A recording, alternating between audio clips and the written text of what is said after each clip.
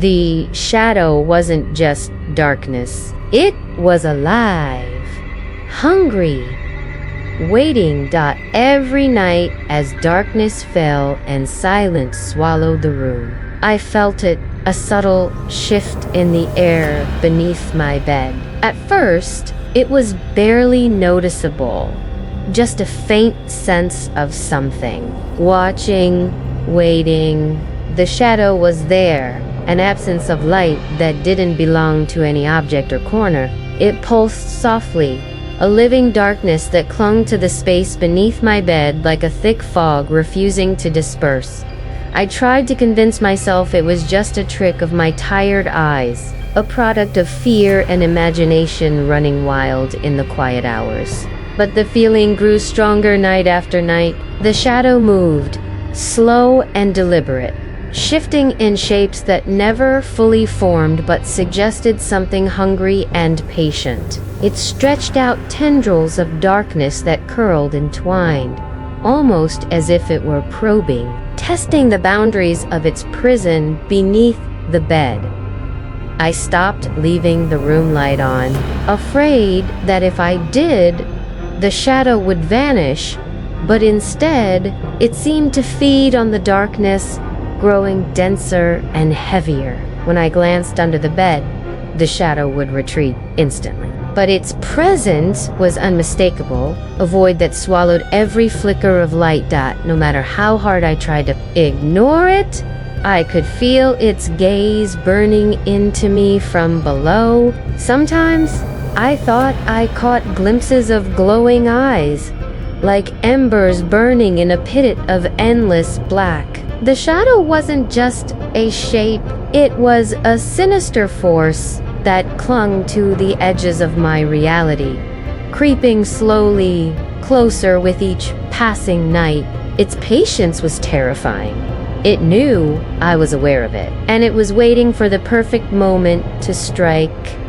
The shadow beneath my bed wasn't just a silent watcher. It began to leave marked physical signs that something dark and malevolent was reaching out from its hiding place. At first, small things started to disappear from my room: an old book, a pair of socks, a phone charger. They weren't lost or misplaced. They vanished only to reappear days later, drenched in a cold, sticky slime that smelled faintly of decay. It was as if the shadow was marking its territory, reminding me it had power beyond mere darkness.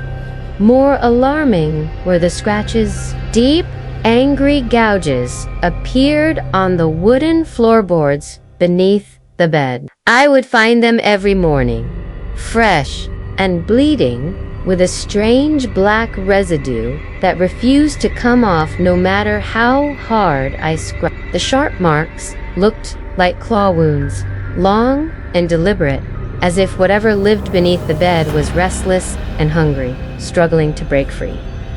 The sensation of the shadow's presence grew stronger with each passing night. Sometimes I felt cold fingers trailing along my ankles or wrists, leaving a burning sensation that flared up suddenly and then faded like a brand. Other times, I heard faint scraping sounds, slow, dragging noises that echoed in the silent room. My skin would crawl, and I'd freeze, unable to look directly under the bed, but knowing something was there, just waiting. Even the air felt heavy and stale, thick with a scent I couldn't place, something rotten and ancient. It clung to the room like a shroud, making every breath a struggle.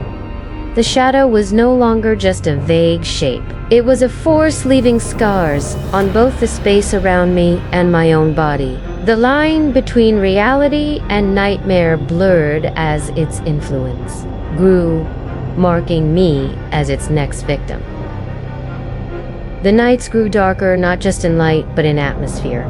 The whispering began softly, at first just faint breaths and murmurs that seemed to rise from beneath my bed. The voices were low, guttural, and incomprehensible, like a language forgotten by time, filled with rage and sorrow. Each night, the whispers grew louder and more urgent, as if the shadow beneath my bed was trying to communicate, or perhaps summon something even darker. It wasn't human speech. It was something primal, echoing in the deepest part of my mind, clawing at my sanity. Along with the voices, an unbearable cold seeped into the room. It wasn't the cold of the winter night, but something unnatural, a biting, penetrating chill that seemed to come from nowhere and everywhere all at once. The air around me thickened, heavy and suffocating, as if the very atmosphere was poisoned. I shivered uncontrollably, my skin prickling as goosebumps rose in waves. It felt like icy fingers curling around my limbs, squeezing tightly, draining warmth and life with every passing second.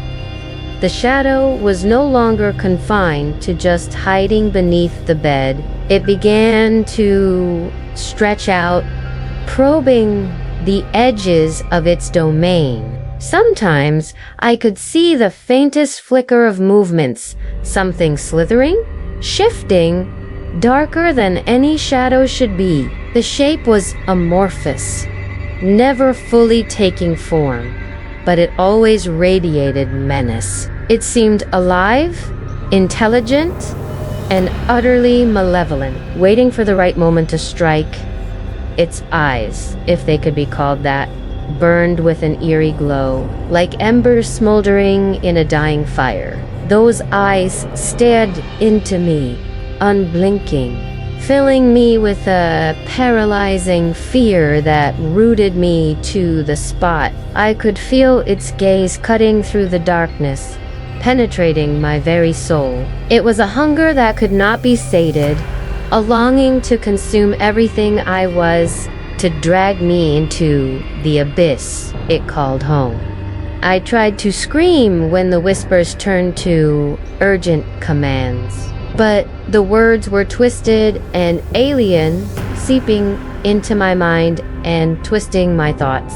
Sleep became impossible, replaced by a restless terror that clawed at the edges of my consciousness. Every night, the shadow's presence grew stronger, its whispers more insistent, promising pain and darkness that I couldn't escape.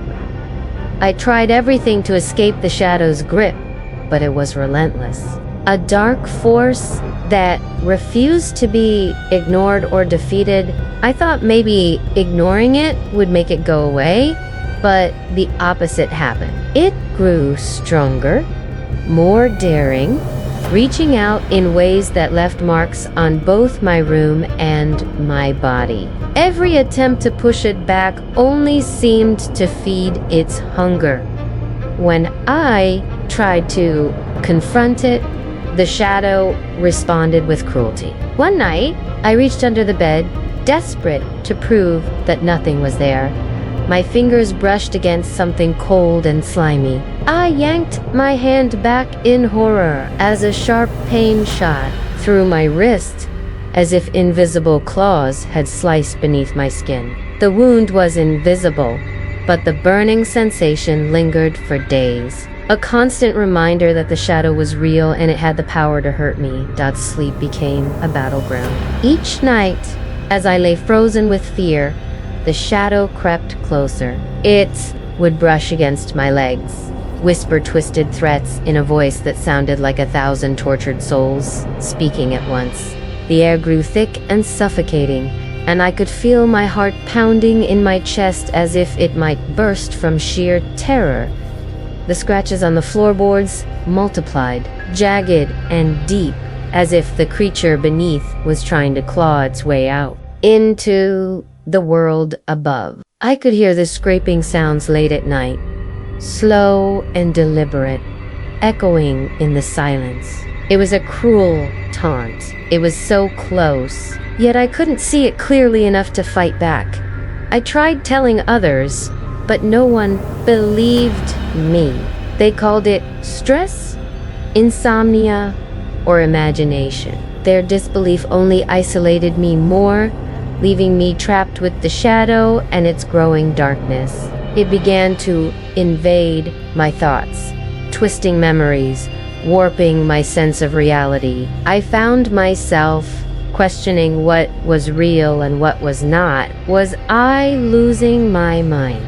Or was the shadow already inside me, controlling me from the inside out? Everywhere I went, I felt its cold presence lurking just beneath the surface, ready to pounce. No matter how hard I tried to escape, the shadow was always there watching, waiting, hungry for more. The shadow's hold over me deepened until it was no longer confined beneath the bed. It seeped inside, crawling through my veins and twisting my very soul. I could feel it in the dark corners of my mind, a cold presence that whispered promises of despair and endless night. It was no longer just an external threat. It had become part of me, a parasite feeding on my fear and breaking down the barriers between reality and nightmare. My reflection grew stranger. The eyes staring back at me were hollow and blackened, flickering with the same eerie glow as the shadow's burning embers. Sometimes, when I looked into a mirror, I thought I saw that darkness reaching out from behind, ready to pull me through the glass and into the void. The sense of being watched never left. Even in broad daylight, I felt the weight of the shadow pressing down on my chest, making it hard to breathe. Nightmares followed me into the waking hours, visions of clawed hands dragging me beneath the bed of endless tunnels lined with black smoke and whispering voices. My body weakened, drained by something invisible but unrelenting. I was losing myself piece by piece, slipping further into the shadow's realm. The boundary between the shadow and me blurred until it vanished entirely. It had claimed me, merged with my essence. I could no longer tell where I ended and it began. My thoughts became its whispers, my fears its desires.